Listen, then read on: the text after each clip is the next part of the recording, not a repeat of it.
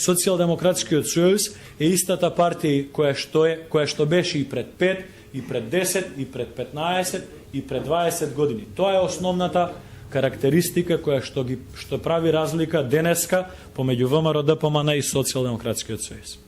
И можете ли да ми наброите барем 3 директни странски инвестиции што се влезени во Република Македонија? Джонсон Контролс, Джонсон Мети, Шпаркасе банка, Сосиет Женерал, сакате да бројам уште, Данубе Фудс и така натака, и така натака, и така натака. Странски директни инвестиции. Джонсон Контролс во времето на Владо Вучковски.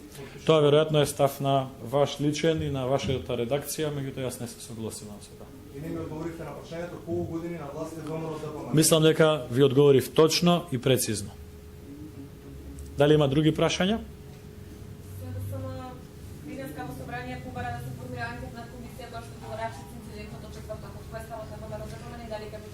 Значи, ставот на ВМРО ДПМН во врска со идејата за формирање на анкетна комисија е позитивен.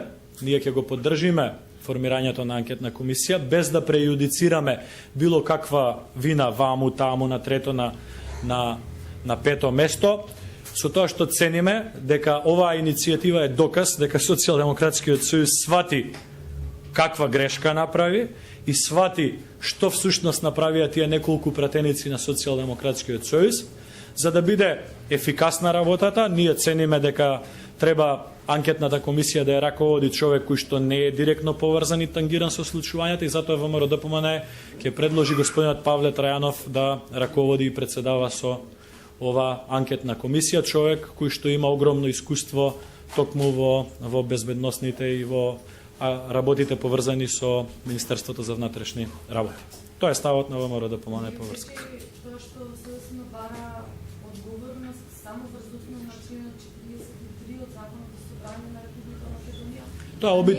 А не врз основа на Законот за внатрешни работи на кој што се политикуваше СКТ. Тоа е обид за манипулација со јавноста. Она што се виде од камерите е фактот дека неколку пратеници на Социјалдемократскиот сојуз директно извршуваат напад врз човек.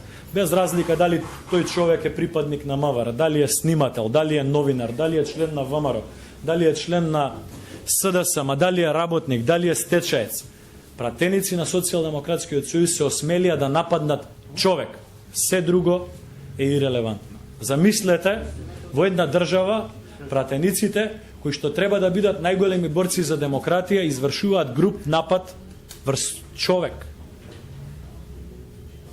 Друго прашање дали има? Благодарам многу.